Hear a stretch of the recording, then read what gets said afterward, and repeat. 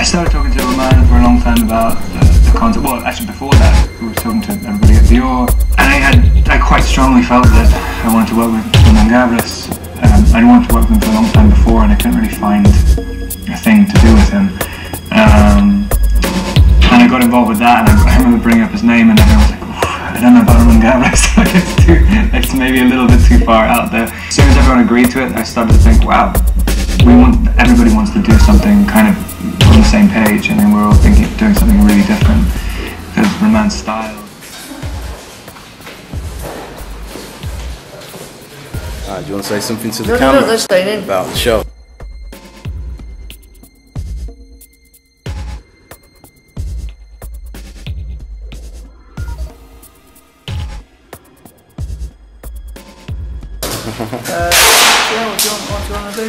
What did you think of the show? I ain't got an answer for that. Okay. Yeah, no, the show's been great. Overwhelmingly positive response. Feels like it's really connected with people who are fans of the brand. Seems to really awoken people's love for Adidas. It's nice the way we present modern products in the context of vintage products, and also to show the lineage of sports technologies that have been developed through Adidas footwear from the 60s right through to 2014, things like Boost. Okay.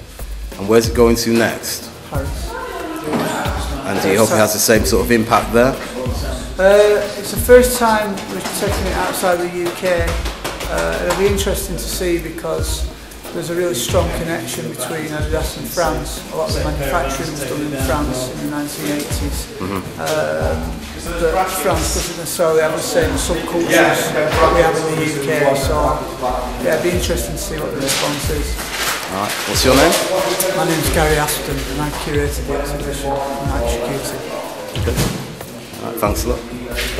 Someone who lives life on his own terms completely. Yeah, he's like the kind of guy who gets into fights in a tuxedo. I mean, hopefully that's how people interpret it. There's something innately elegant, and well, especially in people who, in foreign people's eyes about French people, that they kind of seem very classy 100% of the time. And I think even though there's a lot of energy and the commercial's very visceral, it does still have very natural elegance to it. I've had difficulty just being able to relax with a piece of paper. Quite wild, hopefully pretty sexy. Something quite elegant, but fast-paced about it, and quite visceral and powerful. You think about Brazil, you think about soccer, football. Football, that's how we say it. Brazil is it. No, I don't play soccer, I wish. But my son can do it. I have two sons actually, but my older son, he actually doesn't like it. But I forced him because since it's a Brazilian, culture. I'm planning on being in Brazil for the World Cup. Hopefully I'll watch Brazil on the finals. I really hope to be on the stadium. Hopefully on the ground, I don't know if I will get there, on the grounds to feel all the energy from the people. I hope so. I don't play soccer anymore, but when I was a kid, my brother and his friends were always playing in the garden, so they'll let me join in their game. But I wasn't very good at it, and I'll kick them in the shin, and then they'll get mad and throw me out. I don't play soccer.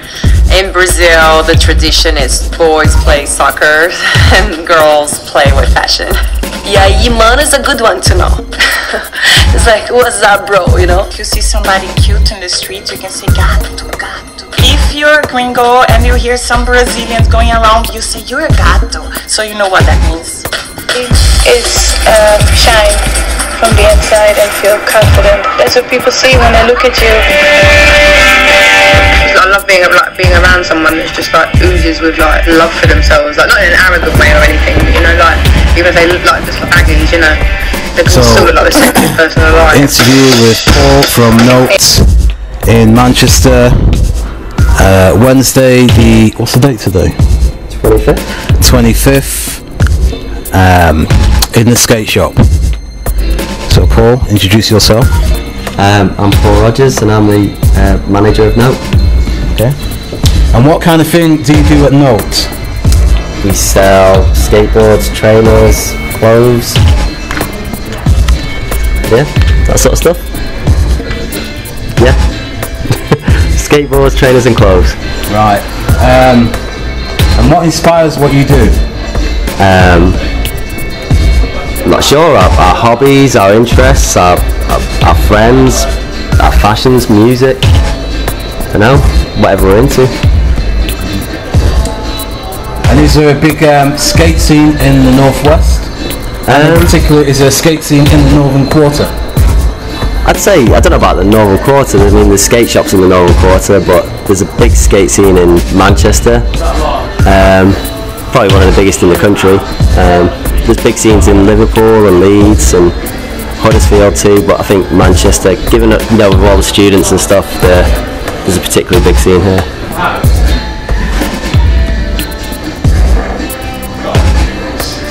Okay. So what have been the best best bits of your career and the worst bits? In terms of doing a shop, I don't know. I mean, I think the best things have been like the video premieres and like the get-togethers we've organised. Just any excuse to bring the whole scene together, get everyone in one place at one time. They've probably been the highlights and the most memorable things. Yeah, and I guess the fact we managed to keep the shop open for 15 years and been like relatively successful. That's an overall quite a kind of, I don't know, a highlight for me.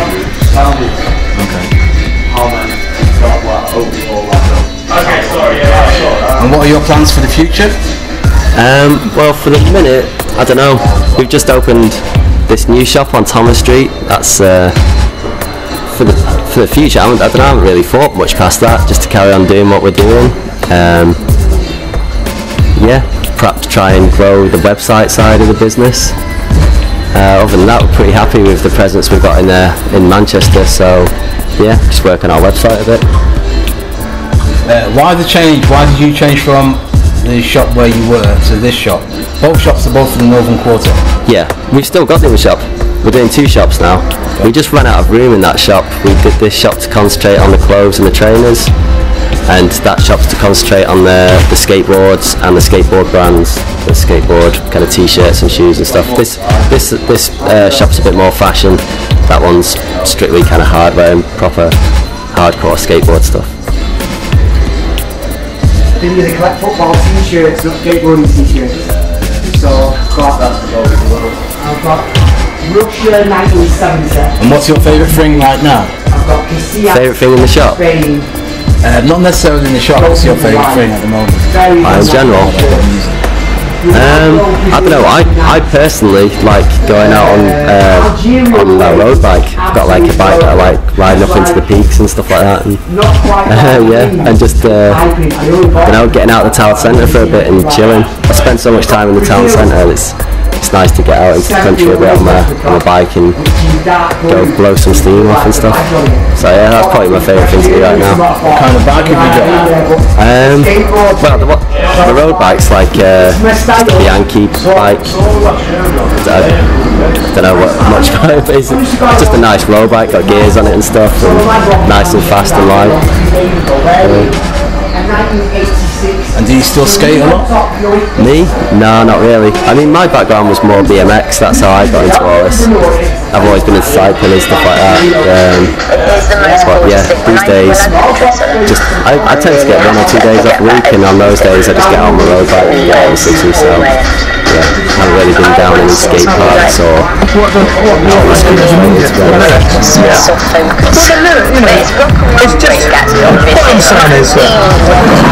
It's just what I'm saying is it's more than we're an integral part of this earth as humans, you know what I mean? And we should be of an intelligence and of awareness by now that we know it's not good to fight, it's not good to discriminate, it's not really good to knock people down, do you know what I mean? It's not good to be eating and living well when people have nothing to eat. It's not good to be taking the piss out of people who don't know that nasty way of thinking. In other words, you know, your Amazonian Indian is getting kicked off his land so that McDonald's can go and make some more fucking space for some cows so we can all have cheap hamburgers. What I'm saying is we must all help each other, make each other aware. And although every man thinks, well, it's nothing to do with me and why should I bother and life's hard enough anyway, there's still something we can do, I know it. There's still something we can do from the fact that I'd like to be able to walk down the street and see the next man and he goes, alright there, how you doing? What is it? Pussy doing that? Nobody's being a pussy doing that, do you know what I mean? And people are more and more realising this, so we have to create a vibe to ourselves. We need each other. You know, in a way, we're being run. You know, we're in a system, it's being run by some people who sit at the top. They have a privileged position there. They're not using that position properly. But the Director of Public Prosecutions gets caught in King's Cross. Like, you know, the Guinness guy, you know what I mean, not happy with the millions he's already got, has to try and scam a few more million. We're dealing with greedy people who are on power trips that are... Oh yes indeed, I am very addicted to social media. Why? Because when I'm bored, it's the only thing that keeps me entertained, you know. I think a little bit and I have to watch out because as soon as I'm not doing something and I'm bored, I'm like, okay, so it's instant. I take the phone and I'm like, let me check. I love looking at images and fashion and different pictures, so I think that's the addicting thing with Instagram is being stimulated in that way all the time. I would like to buy a phone stick for Hippo or whatever. You have to make it yourself. So they're all like five pieces of gadgets storing away in their shed and creating these things. So yeah, just some of them, you know, the last night Bill who made this fantastic discovery about hippos. He has a hydrophone attached to two sticks that's wrapped around a hamster run. Yeah, it's a hamster run. Yeah, it's a hamster run. And there's another size along last night was using a pair of his mother-in-law's tights stretched over a very important piece of kit that costs £500,000 that normally test vibrations on jumbo jet.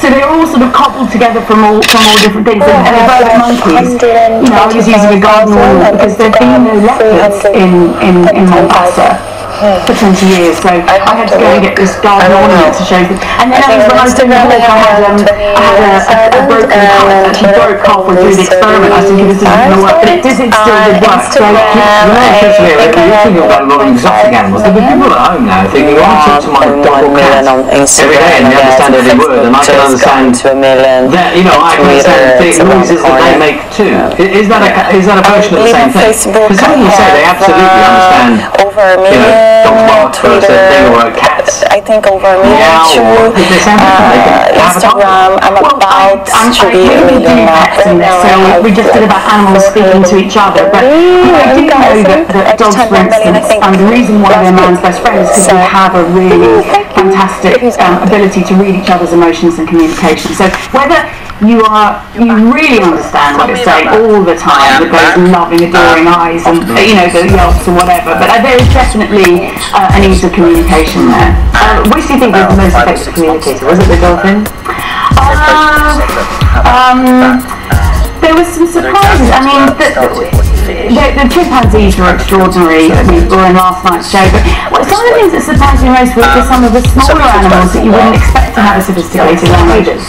Yes, spiders, but then like tonight's show, there's a bird, it's called a chickadee that has, did you always feel like there was a little bit of you left in there that you according to how those notes are played, it has an open-ended language, as do we, and it's so open the language that it requires the rules of grammar to control it. So they're like these English teachers flying around the sky, and it makes you look at the birds in your garden in a completely different light.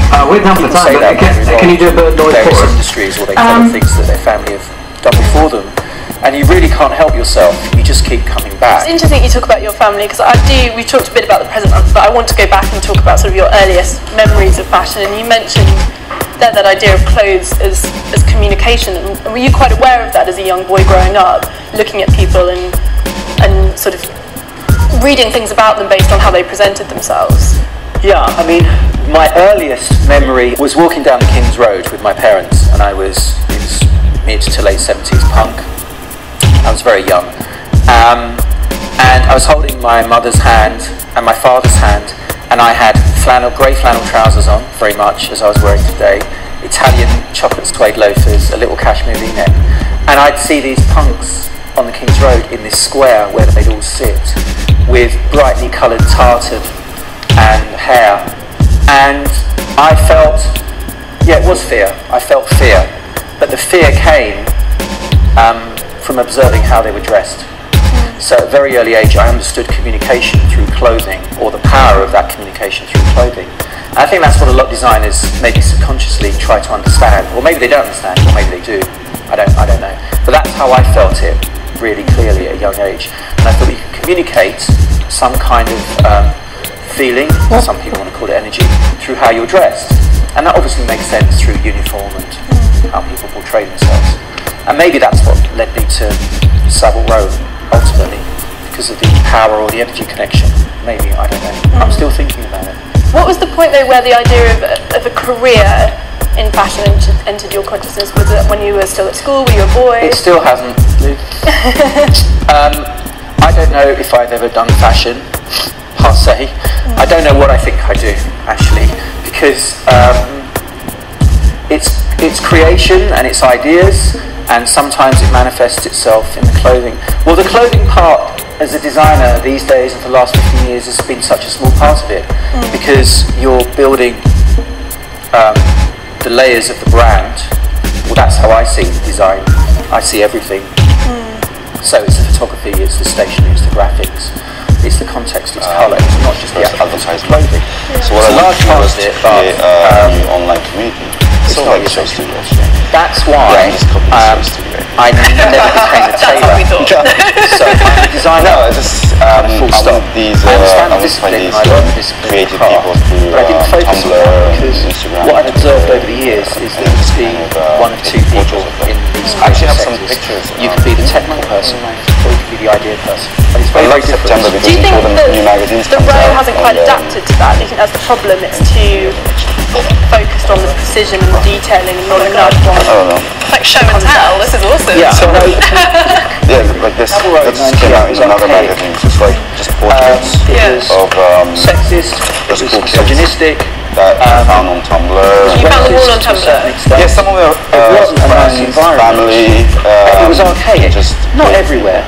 Just why do you love the internet so much? Because you're so pro Tumblr, your social media, but you also have this magazine side to you. I wonder how you sort of bring the two together. Just to rebalance the energy, because it can't be right. That can't be right. Everyone thinks it's not Savile Row's fault. It's just the way that some sectors of work or industry my Instagram and Twitter and time. Couture was very firm I suppose I just use really didn't have anything to do with London, with the exception of people like Mark Bowen, Hartnell, and Hardy Amies, who were existent, but they didn't have power and influence in the French So you use it more to get inspiration than to put yourself out there? Oh yeah, totally. Like, English way when I do research, up until I don't do it with Google anymore, I just do it on Tumblr, very well, I just very discreet, be very elegant, almost as if not to be noticed. Stuff in the research. And so much, it is, and I ask that's people, what I love about my followers, to be very reserved. So I'm kind of like cheating. It's almost like it's nice to with everyone and collaborating. But ultimately, it's made you quite a celebrity. Do you like that, or do you not think about it like that? You have to develop. I don't know. It's the only nice thing as elegantly as possible.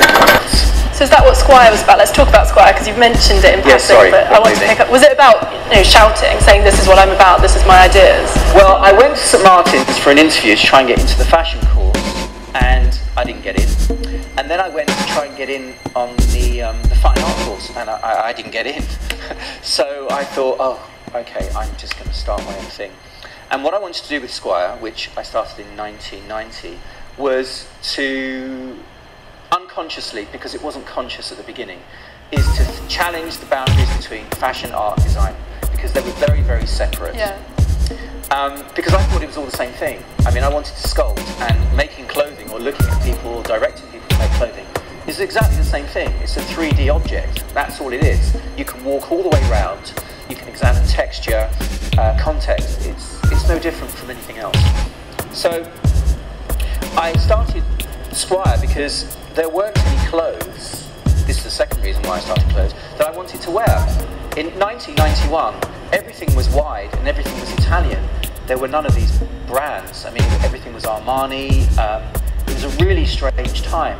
And I wanted narrow trousers, slim silhouettes that were modern. This word modern and minimalism, which everybody throws around now, really didn't exist in the 90s. With the exception of what was happening in Japan and Com and Izzy and Yoji, hands down. And ultimately Prada, who was probably the only Italian that focused on that area, because the rest of Italy just ignored modernism through the 90s until Tom Ford arrived at Gucci. You mentioned, sort of trying to break down these boundaries between art and design and fashion, because Squire did so much in terms of the people that were involved in it. And talk to me about some of the artists that you worked with, Alan Jones, Bridget Riley. Yeah, it was serendipity. I mean, in '92 I had a studio in Brewer Street, and along the street was Dazed and Confused, started in the same year or just afterwards. And the first three people that knocked on my door were Katie Grant, Simon Foxton and Nick Knight, and Isabella Blow. Those are the first people that came to my door. You have to remember, in those days there was no internet, there was no mobile phone. It was word of mouth. And Isabella, for example, came up with Alexander McQueen, and he was in his last year at St Martin's. And he came in, and he was really shy, and he sat on my couch, and I had this tiny little attic in Brewer Street. It was an old brothel, which Izzy loved. And she said, meet Alexander, I'm going to buy his last collection, and he's the future of women's fashion. So those first few people that started to come through were really, really, really important. Helmut Lang was a real fan at the beginning, and a lot of the moleskin things that I did, the covert coats, the trousers, were popularised by Helmut in later years. So I was really lucky that people that were interested, magazines would shoot something or write about something, but people couldn't see the imagery or the collection for 3, 4, 5, 6 months. So it had to happen by word of mouth.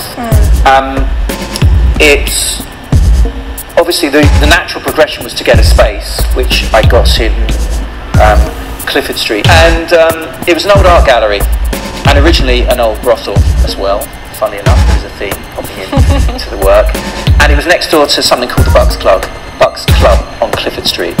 So I moved in, and I didn't want a lot of rails, and I was interested in art, obviously. I was specifically interested in pop art at the time. And if you remember, 93, 94, 95, 96, contemporary art hadn't made its mark. Okay, a lot of pop artists like Alan Jones, Bridget Riley, who's technically a pop artist, even Warhol to a certain extent, there are images that people had seen. There were a lot of English pop artists and non-English pop artists, people like Edoardo Paolozzi, who's very fashionable now, have been the last 5 or 6 years, that people just hadn't seen and weren't aware of, and they didn't even rate. What's your name?